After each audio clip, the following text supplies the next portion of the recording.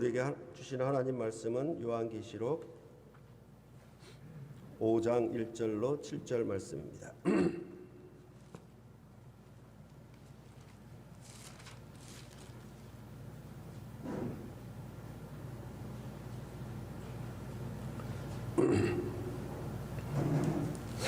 한 절씩 그대로 봉독해 올리겠습니다.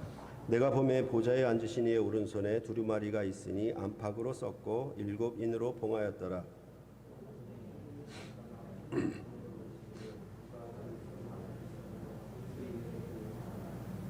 하늘 위에나 땅 위에나 땅 아래에 능히 그 두루마리를 펴거나 보거나 할 자가 없더라.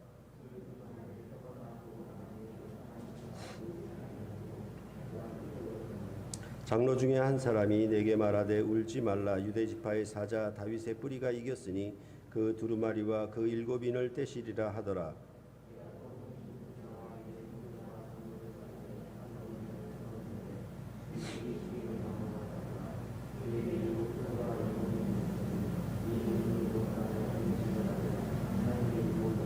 함께 읽겠습니다. 그 어린 양이 나와서 보좌에 앉으신 이의 오른손에서 두루마리를 취하시니라. 아멘. 요한계시록은 한마디로 예수 그리스도의 계시다라고 얘기할 수 있겠고, 그러면 그것이 어떤 계시인가라고 하면 반드시 속히 일어날 일들에 대한 계시다라고 요한계시록 전체의 주제를 한마디로 표현할 수 있습니다. 이 계시를 천사가 요한에게 보내어 그 종들 곧 아시아의 7교회에게 알게 하려고 한 것이었습니다. 왜 이런 계시를 주셨는가? 이 점에 대해서 사도 요한과 같이 아시아의 7교회가 세상 나라인 로마로부터 박해를 당하고 있기 때문입니다.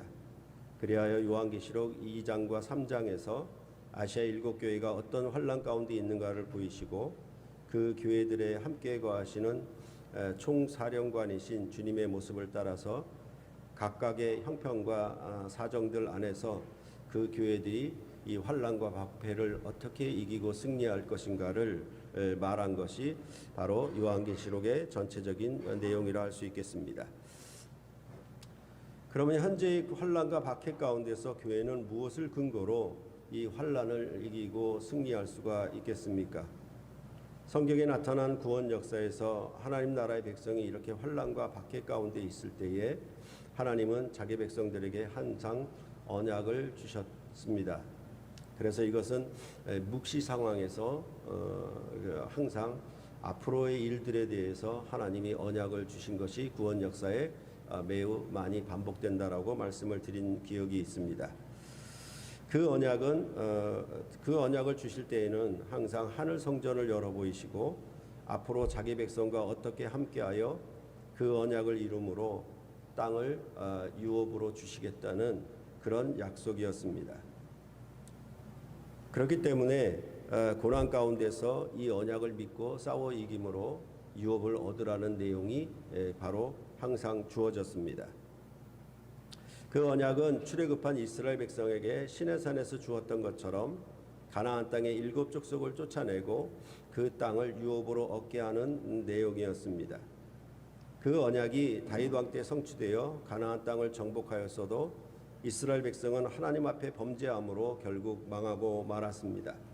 그리하여 바벨론 땅의 포로가 되어 또 박해를 당하는 신세가 되었습니다. 그때에도 하나님은 자기 백성을 버리시지 않고 바벨론 땅에서 다시 돌아올 새 출애굽의 약속을 주시며 그들에게 새 하늘과 새 땅을 유업으로 주실 것을 언약하신 것입니다. 이러한 새 출애굽의 언약을 하나님의 아들이신 예수 그리스도께서 이 땅에 오셔서 죽으시고 부활하사 그의 나라를 세우셨는데도 그의 백성인 아시아 7교회는 세상 나라인 로마의 권세 아래 박해를 당하고 있었습니다. 그러므로 역시 이 교회들에게 반드시 속히 일어날 일들에 대한 언약을 주시고, 그 언약을 읽고 듣고 지키는 자들에게 새하늘과 새 땅을 유업으로 주실 것임을 말하는 것이 바로 요한계시록의 전체적인 내용입니다. 그렇기 때문에 요한계시록도 언약서의 형태를 갖는다라고 여러분에게 말씀드렸습니다. 그래서 요한계시록 4장 1절은 요한을 하늘로 올라오게 하여서 이후에 마땅히 일어날 일들을 요한에게 보인다고 하고, 이 말은 반드시 속히 일어날 일들과 같은 것이라고 여러분께 말씀을 드렸습니다. 이 일들에 대해 요한계시록 4장은 하늘 성전의 보좌에 앉으신 이로부터 나온 일이며, 이 일들을 집행하는 권세를 받은 자에 대해 5장은 인을 떼시기에 합당한 분으로 말하고 있고, 6장 이후에는 그 일들을 집행하는 것에 대해서 말을 하고 있는 것입니다.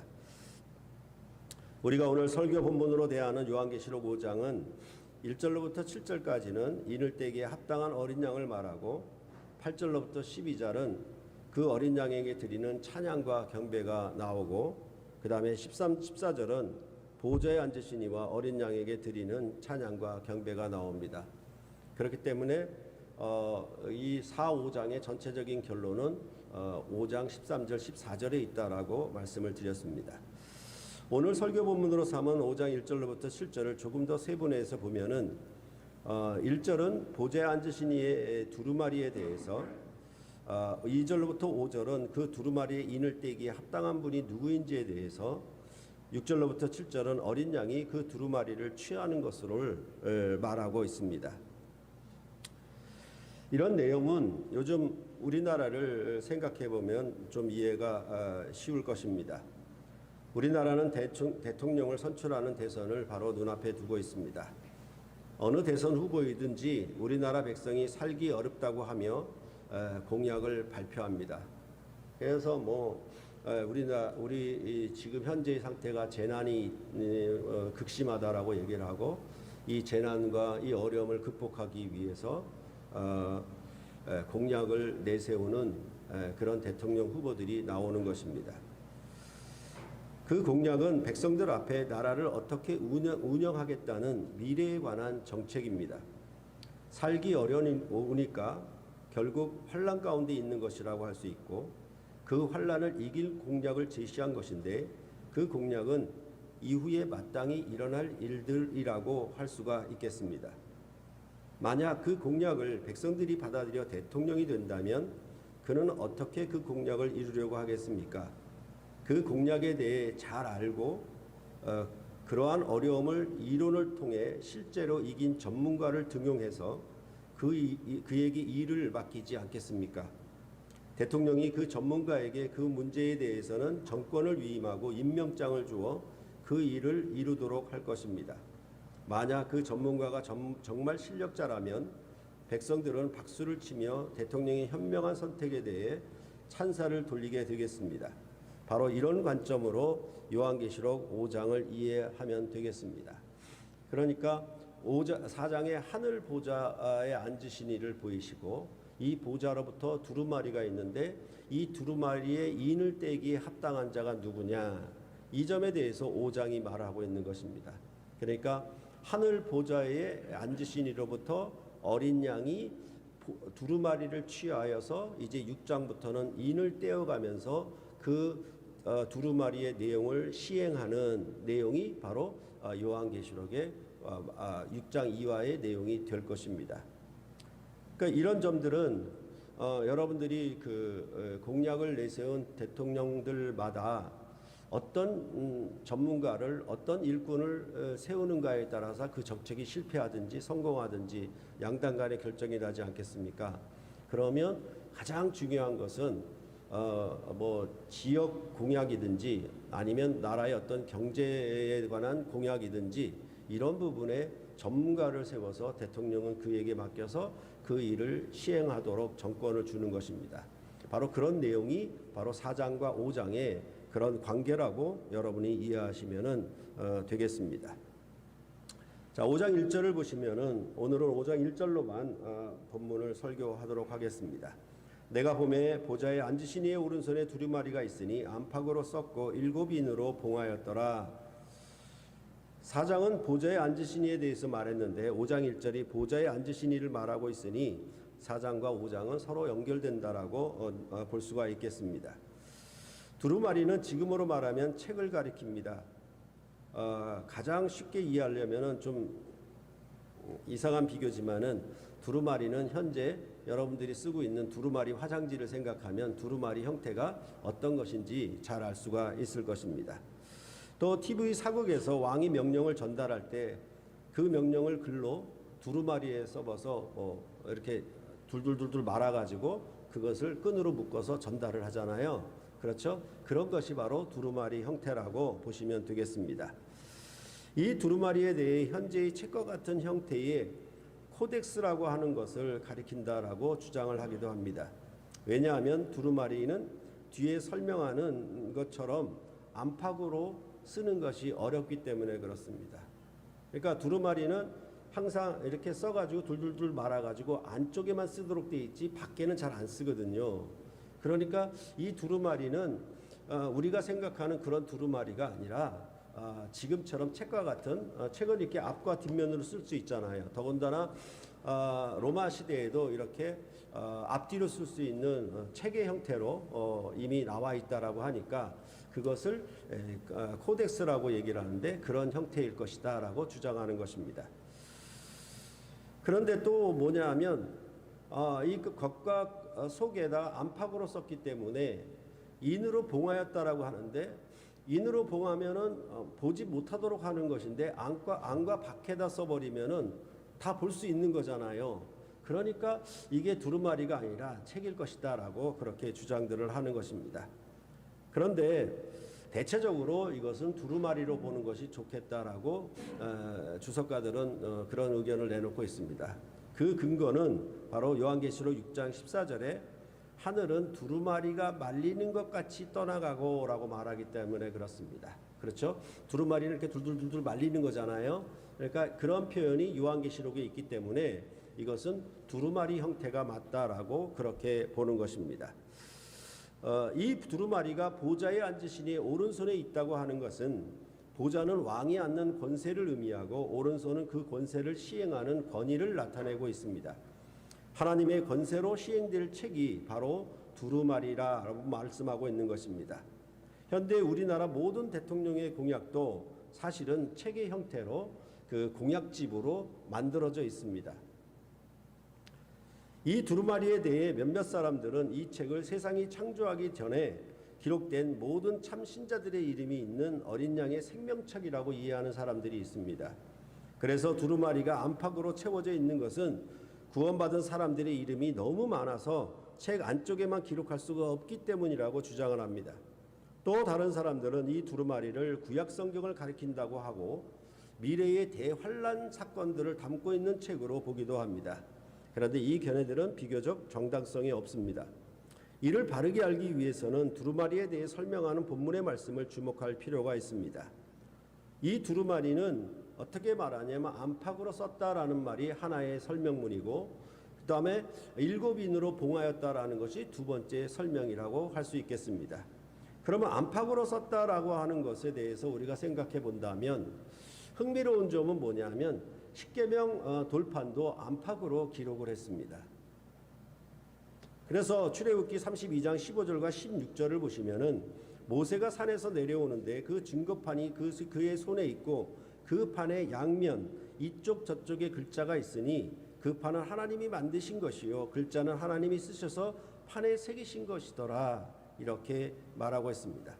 그래서 만일 이 십계명 돌판과 요한계시록 5장 1절의 두루마리 사이에 서로 연관성이 있다면 이 두루마리를 이제 십계명 돌판은 옛 언약에 관한 것이고 이제 이 두루마리는 새 언약에 관한 것으로 보아야 하지 않겠느냐 이렇게 얘기할 수도 있겠습니다.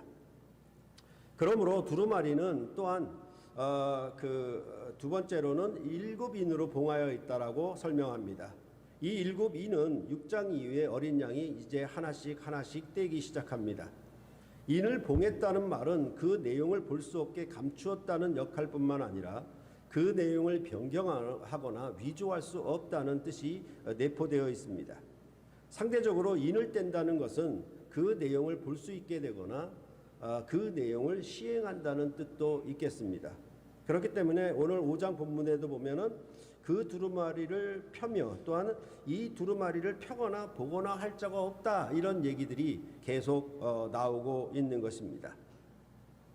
이것도 우리가 좀 생각해 본다면 현대에도 우리나라의 대통령 기록물 가운데 공개할 것과 비공개할 것이 따로 있습니다. 공개될 경우 국가 안보나 정치적 혼란을 초래할 수 있는 대통령 기록물은 최대 15년 동안 공개되지 않을 수 있으며 개인 사생활과 관련이 있을 경우는 즉 대통령의 개인 사생활과 관련이 있을 경우에는 30년 동안 공개되지 않을 수 있습니다. 이런 것이 바로 인으로 봉하였다라는 그런 뜻이 될 것입니다. 그리고 또한 유언장의 경우도 어느 일정 시간이 경과되면 그 내용이 공개가 되어 시행이 됩니다. 그래서 그러니까 이 유언장을 기록한 사람이 죽기 전까지는 이 유언장이 공개되지 않다가 유언장을 기록한 사람이 죽으면 그때가 되면 이것이 공개돼서 볼 수 있게 되고 그 안에 적힌 내용들을 이제 집행하게 되는 것이죠. 그러니까 이것이 바로 인을 봉하였다, 인을 뗐다라고 하는 그런 표현들이 갖고 있는 우리가 익숙하게 이미 알고 있는 그것과 별 차이가 없다라는 점을 여러분들이 아시면 되겠습니다. 그럴 때 이 안팎으로 섰다는 표현은 우선 에스겔 2장 9절로부터 10절의 말씀을 배경으로 합니다. 왜냐하면 에스겔서가 묵시서의 역할을 하고 있기 때문에 그렇습니다. 내가 보니 보라 한 손이 나를 향하여 펴지고 보라 그 안에 두루마리 책이 있더라. 그가 그것을 내 앞에 펴시니 그 안팎에 글이 있는데 그 위에 애가와 애곡과 재앙의 말이 기록되었더라 라고 말씀하고 있습니다. 에스겔서를 배경으로 안팎으로 썼다는 말의 의미를 생각한다면 애가와 애곡과 재앙의 말이 기록되었다는 것처럼 요한계시록의 두루마리는 심판의 책으로 이해할 수가 있겠습니다. 인으로 봉한다는 것은 다니엘 12장 4절과 9절 그리고 이사야 29장 11절과 12절이 배경이라고 할 수 있겠습니다. 다니엘서 12장 4절을 보면은 다니엘아 마지막 때까지 이 말을 간수하고 이 글을 봉함하라. 많은 사람이 빨리 왕래하며 지식이 더하리라. 그리고 다니엘 12장 8절부터 10절에도 보면 내가 듣고도 깨닫지 못한지라 내가 이르되 내 주여 이 모든 일의 결국이 어떠하겠나이까 하니 그가 이르되 다니엘아 갈지어다 이 말은 마지막 때까지 간수하고 봉함할 것이니라. 많은 사람이 연단을 받아 스스로 정결하게 하며 희게 할 것이나 악한 사람은 악을 행하리니 막한 자는 아무것도 깨닫지 못하되 오직 지혜 있는 자는 깨달으리라 라고 말씀하고 있습니다. 그러니까 이 다니엘서는 뭐냐면 이거는 마지막 때까지 간수하고 봉함하라고 얘기를 하고 있는데 이것이 간수하고 그 마지막 때가 언제냐라고 하면은 12장 4절에는 많은 사람이 빨리 왕래하며 지식이 더하리라 이런 얘기죠. 그러니까 우리가 50년 전 세계보다도 50년 후의 지금의 세계가 훨씬 더 사람들이 빨리 왕래하고 많은 사람들이 그 지식이 많아지죠. 그러니까 이거는 새로운 시대가 오는 그때를 아니면 새 출애굽에서 말하는 것처럼 만민이 들어오는 그 시대를 가리켜서 아마도 마지막 때라 이렇게 말하는 것 같습니다. 또한 이 다니엘서의 얘기는 뭐냐면 간수와 봉함 이건 똑같은 말입니다. 그러니까 똑같은 의미를 두 번 반복해서 강조하는 것인데 그러면서 뭐라고 얘기하냐면 마지막 때를 매우 강조하고 있는 것입니다. 그래서 이 마지막 때가 되면 이 봉함했던 것이 그 의미가 드러날 것인데 그 드러난 것에 대해서 지혜 있는 자들이 깨달을 것이라고 그렇게 말을 하고 있는 것입니다. 또한 이사야서 29장 11절과 12절을 보시면 그러므로 모든 계시가 너희에게는 봉한책의 말처럼 되었으니 그것을 글 아는 자에게 주며 이르기를 그대에게 청하노니 이를 읽으라 하면 그가 대답하기를 그것이 봉해졌으니 나는 못 읽겠노라 할 것이요 또 그 책을 글 모르는 자에게 주며 이르기를 그대에게 청하노니 이를 읽으라 하면 그가 대답하기를 나는 글을 모른다 할 것이니라. 이런 왜 이 책이 봉한 것으로 되어 있느냐라고 하는 것에 대해서 이사야서는 이렇게 말을 하고 있는 것입니다. 그러니까 모든 계시를 마치 봉함한 책에 비유하면서 유식한 자이든 무식한 자든 이것을 읽을 때 이해하지 못한다는 의미로 말을 하고 있습니다. 왜 아무도 이해할 수 없는가에 대해서는 그들이 하나님의 심판을 받고 있어 눈으로 볼 수 없는 맹인이 되었기 때문에 그렇게 말을 하고 있습니다. 그래서 여러분에게 누차 말씀드린 것처럼 듣고도 듣지 못하고 들어도 듣지 못하고 보기는 보아도 보지 못하는 것 이것이 하나님의 심판이라고 그랬죠. 그러니까 이 마지막 때까지 봉함했다가 이것을 열었는데 그것이 유식한 자든 무식한 자든 읽지를 못하고 깨닫지를 못하면 그것은 바로 그들이 받은 심판을 가리키는 것이다 라고 볼 수가 있다라는 것입니다. 그럴 때 다니엘서의 마지막 때는 후일에 될 일 아니면 장래일 정한 때 끝에 관한 일이고 여러 날 후의 일이라고 말을 하고 있습니다. 그 마지막 때가 예수 그리스도 안에 성취가 되었기 때문에 요한계시록은 이제 반드시 속히 일어날 일들이라고 바꾸어 말하고 있는 것입니다. 그러니까 역사적 시점이 다른 것이죠. 다니엘서의 시점에서 보면은 먼 후의 일이지만은 이제 예수 그리스도가 이 모든 다니엘서를 성취했을 때에는 이제는 뭐예요? 반드시 속히 될 일로 바뀌어진 것이죠. 그 역사적 시점이 다르니까. 그러니까 이게 여러 날 후에 그 끝에 관한 일이라 할지라도 다니엘서는 그런 관점을 갖고 있지만 예수 그리스도 안에서 이제 마지막 말세가 도래한 시점에 있어서는 이제 요한계시록은 어떤 표현을 쓰냐면 장래의 먼 훗날의 일이 아니라 반드시 속히 될 일 이렇게 말하고 있다는 점을 여러분들이 이해를 하시면 될 것입니다. 그래서 그 마지막 때에 그 간수하고 봉함되었던 일들이 밝히 드러날 것인데 지혜 있는 자들은 깨달으리라고 한 것은 이 요한계시록에서 계속 아시아 7교회에게 귀 있는 자는 성령이 교회들에게 하시는 말씀을 들을지어다라는 말씀으로 바꾸어 말을 하고 있는 것입니다. 그러니까 이 요한이 하늘 성전에 올라가서 하늘 보좌를 보는 것도 사실은 뭐라고 먼저 얘기하냐면 성령 안에 있다라는 얘기가 먼저 되고 있는 것이죠. 이게 그 다니엘서나 아니면 이사야서의 표현은 뭐냐면 지혜 있는 자는 깨달으리라라고 하는 것입니다. 이건 IQ가 좋다는 말이 아니라 하나님의 언약 백성으로서 그 언약을 이해하고 받아들인 사람들이 성령 안에 있어서 이 내용을 이제 그것을 봉함한 것을 열면은 펴면은 그것을 볼 수 있고 깨닫게 된다라고 그렇게 말씀을 하고 있는 것입니다. 그러므로 요한계시록 5장의 두루마리는 4장 1절에 이후 마땅히 일어날 일들을 기록한 새하늘과 새 땅을 유업으로 받는 언약적인 약속의 책으로 읽혀져야 할 것입니다. 에스겔서와 같이 이 책은 심판의 책으로 읽어야 할 것입니다. 성경의 구원 역사에서 심판은 항상 구원을 동반합니다. 가나안 땅의 7 족속을 심판하에 내쫓으면 처음 하늘과 처음 땅을 지으신 목표인 예루살렘 성에 들어가게 됩니다. 그러면 더 이상 가나안 땅에 가나안 족속이 있지 않더라가 될 것입니다. 즉 이스라엘 백성 하나님 나라 백성을 대적한 대적자들이 다 제거된 곳이 바로 가나안 땅의 예루살렘이라고 할 수 있는 것입니다. 이것을 지난 주일에 요한계시록 21장 1절에서 새하늘과 새 땅을 설명하면서 바다도 다시 있지 않더라라고 하는 의미는 그 대적이 다 제거되었다라는 말과 같습니다. 그러니까 첫 언약 때에 옛 언약 때에 구약에 있어서의 가나안 땅의 하나님 나라의 새 예루살렘 성에 참여하는 것은 이제 가나안 족속이 다시 있지 않더라라가 될 것입니다. 그러나 이제 새 언약 하에서 새 하늘과 새 땅을 상속하는 이제 하늘에 속한 백성들에게는 바다가 다시 있지 않더라는 말로 그렇게 말을 하고 있는 것이 똑같은 의미라고 여러분들이 이해를 하시면 되겠습니다. 요한계시록 5장의 두루마리는 다니엘서에서 가리켰던 마지막 때가 도래하여 그 두루마리를 펴거나 보거나 할 수 있는 그리하여 인을 뗄 수 있는 자로 어린 양이신 그리스도께서 그 일들을 시행하시는 주권자임을 말씀하고 있습니다. 이 두루마리는 요한계시록 10장에서 또 작은 두루마리로 나오고 있습니다. 힘센 천사의 손에 있는 이미 펴놓인 두루마리로 나오고 있습니다.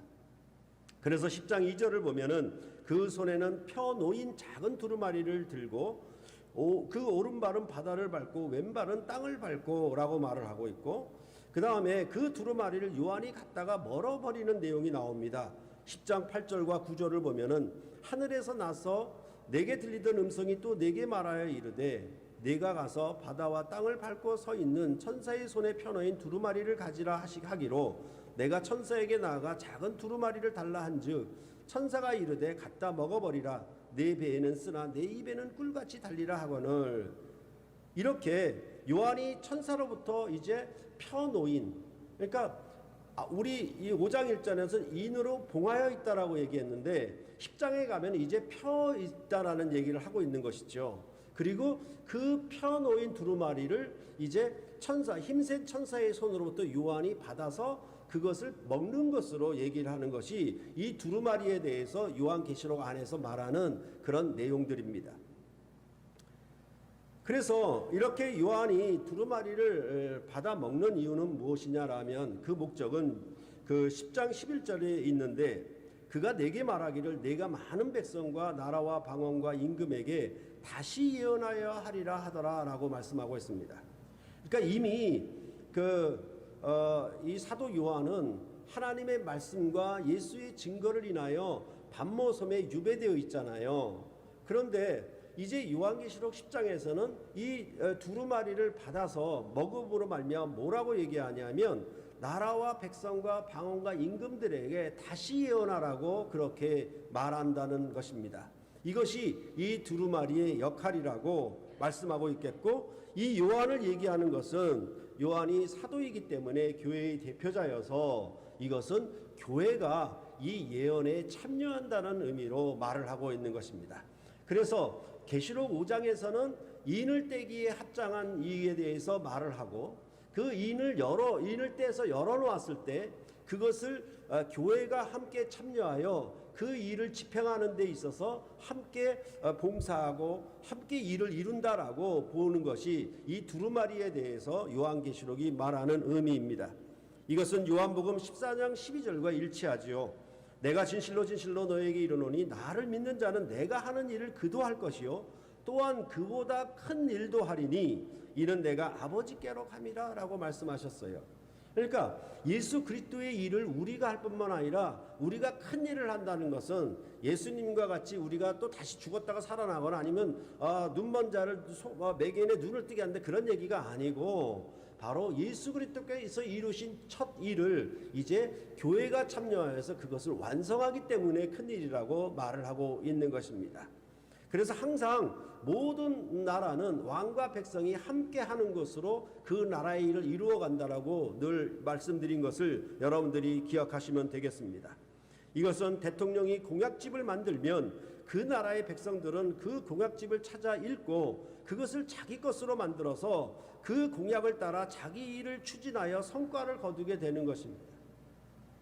그러니까 어떤 분야에 있든지 이번 대통령이 무슨 공약을 하느냐에 따라서 그 대통령의 공약집을 찾아요. 그런 다음에 자기의 맡은 분야에 대해서 어떻게 공약을 했는가를 부지런히 안 다음에 그럼 그게 뭐예요? 그게 먹는 거죠. 그걸 먹게 되면 어떻게 됩니까? 그 공약을 자기 일에 접목을 시켜서 자기 일을 그 공약을 따라서 시행함으로 어떻게 돼요? 그 일에서 성과나 아니면 소득을 얻게 되는 것이겠죠. 그러면 구원과 생명이라고 말할 수 있는 것 아니겠습니까?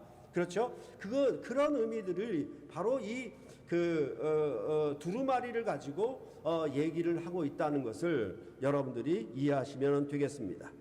그래서 요한계시록 22장 7절도 보라 내가 속히 오리니 이 두루마리의 예언의 말씀을 지키는 자는 복이 있으리로다 라고 말을 하고 있는 것입니다. 끝으로 이 두루마리가 7개의 인으로 봉함되었다는 것은 7은 완전수입니다. 이 두루마리가 마지막 때까지 완전하고도 철저히 봉함되었음을 의미하는 것이라고 할 수 있겠습니다. 엊그제 넷플릭스에서 최근 개봉한 코미디 영화 돈 룩업을 보았습니다. 졸렸는데도 불구하고 막 억지로 본 것은 요한계시록이 생각나서 그랬는데 장르는 코미디 영화이긴 하지만 그리 웃기지는 않습니다. 근데 그 부제가 뭐냐면 실화 가 될지도 모를 이야기라고 그 포스터에 적혀 있습니다. 이것을 우리말 속담으로 말한다면 손바닥으로 하늘 가리기라고 합니다. 그런데 Don't look up 이렇게 얘기하는 위로 보지 말라는 얘기잖아요. 그러니까 이 얘기는 뭐냐면 위로 하늘을 보지 말라는 얘기예요. 영화의 제목이. 근데 왜 하늘을 보지 말라고 하느냐면 인류를 몰살시킬 수 있는 혜성이 등장해서 지구로 오고 있는데 그것을 보지 말라는 거예요. 과학자이자 천문학자인 교수가 실제 망원경으로 관찰한 사실을 방송에 나와서 또한 대통령에게 얘기를 해도 그것을 전부 우스꽝스럽게 듣거나 대통령은 그것을 왜곡시켜서 어떤 정치적인 목적을 이룰 수 있는 그런 것으로 이용해 버려요. 그러니까 이것이 과학적인 사실인데도 불구하고 이것에 대해서 정확하게 전달했는데도 불구하고 그것을 아주 우스꽝스럽게 여기거나 아니면 대통령은 그것을 자기 정치적인 인기, 어떤 목적, 돈 버는 수단으로 이용하는 그런 내용이 바로 이 영화에 있습니다. 그래서 이 영화에 왜 실화처럼이라는 그런 부제를 붙였는가 하면 중국 우한에서 코로나가 발생했는데도 미국 대통령 트럼프는 이를 계속 무시하였던 것을 풍자한 것이기 때문이라고 합니다. 혜성이 지구와 충돌하기까지 지구의 종말이 올지도 모를 일에 대처를 하거나 코로나가 중국에서 발생했으면 그 사실을 알고 대처를 해야 하는데 트럼프 대통령과 그 측근들은 오히려 자기의 돈벌이나 정치적인 인기를 위해서 그것을 무시하였고 결국 미국은 코로나로 인해 큰 재앙을 당하고 말았던 것입니다. 이 같은 일은 사실 베드로후서에서도 나오고 있습니다. 베드로후서 3장 12절과 13절에 하나님의 날이 임하기를 바라보고 간절히 사모하라. 그날에 하늘이 불에 타서 풀어지고 물질이 뜨거운 불에 녹아지려니와 우리는 그의 약속대로 의가 있는 곳인 새하늘과 새 땅을 바라보도다 라고 권면하고 있는데 이 말씀을 따라서 혹시 우리는 이 영화에 나오는 것처럼 우리는 더 이상 위로 하늘을 보려 하지 않고 있는 것은 아닌지 한번 되새겨볼 필요가 있다는 것입니다. 성경의 언약의 말씀이 우리의 진실한 마음을 일깨워야 하는데 말세에 조롱하는 자들이 와서 자기의 정욕을 따라 조롱하며 주께서 강림하신다는 약속이 어디 있느냐 하는 소리에 속아 넘어가거나 주의 약속은 너무 더디다고 어떤 사람들이 주장하는 소리에 넘어가 아직도 심판과 멸망의 날이 임하지 않은 것은 그 심판이 아무런 의미가 없는 것 아니냐라는 그런 주장에 우리는 넘어가고 있지 않느냐는 것입니다. 과학자가 혜성이 온다고 이제 충돌하면 지구가 완전히 멸망한다라고 그렇게 알려도 그것을 정치가는 다른 목적으로 이용했던 것처럼 이제 말세에 이 주의 강림하신다는 약속을 주의 재림한다는 약속을 조롱하는 자들이 이렇게 조롱하니까 이것에 교회가 넘어가는 거예요. 그러면서 뭐라고 얘기하냐면 이 하나님의 날을 사모하고 새하늘과 새 땅을 바라보는 자들, 이 자들이 정말 하나님의 백성이라고 그렇게 이 베드로후서는 얘기를 하고 있는 것입니다. 요한계시록의 두루마리 보좌에 앉으신 이의 오른손에 들려있는 언약을 설교로 들으면서 혹시 그저 신비한 환상의 세계 이야기로 흘려듣고 계시지는 않는지요.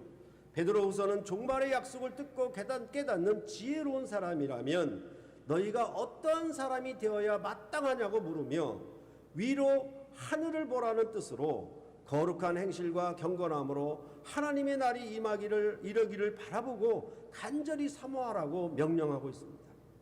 이에 더하여 요한계시록은 교회가 많은 백성과 나라와 방언과 임금에게 다시 예언하라고 말씀을 하고 있는 것입니다. 그런데 어느새 교회에서의 설교가 심판을 증거하는 것은 사라지고 말았습니다. 해학과 유머가 난무하는 코미디처럼 되었으며 자기 정욕을 추구하는 일에만 열심을 내라는 설교가 많아졌습니다. 그리하여 손바닥으로 하늘을 가리는 즉 성경 말씀이 인으로 봉안책이 되고 말았던 것입니다.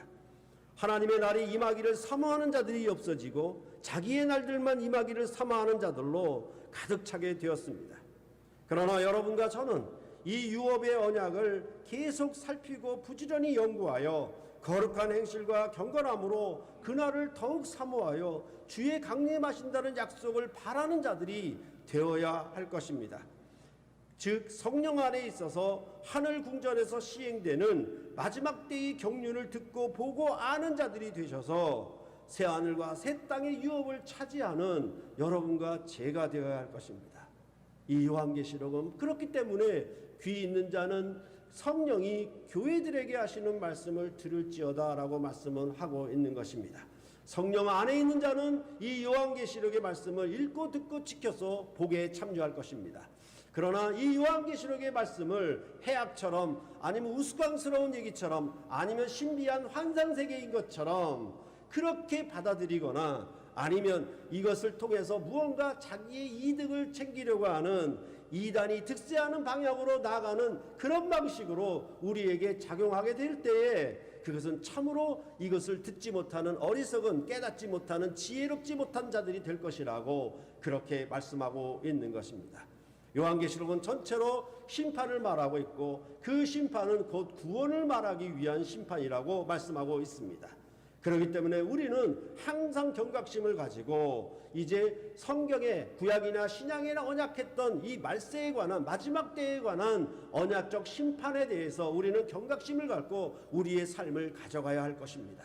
그러할 때 이 말씀을 듣고 읽을 때마다 여러분들은 어떤 사람이 되어야 마땅하뇨? 이 말씀을 가슴속에 꼭 새기셔서 이 세상과 구별된 세상의 정욕을 따라가고 돈벌이를 위해 살아가고 자기의 정치적인 야욕을 이루기 위하여 모든 뉴스를 자기 것으로 변형시켜 사용하는 이런 악한 세대에서 구별되어서 참으로 여러분들이 이 종말의 마지막 심판에 관한 언약의 말씀을 이 유월의 언약의 유업을 잇는 말씀을 꼭 새기셔서 여러분들이 새하늘과 새 땅에 참여하는 참으로 복된 자들이 되시기를 간절히 소원하고 바라는 것입니다. 기도하시겠습니다.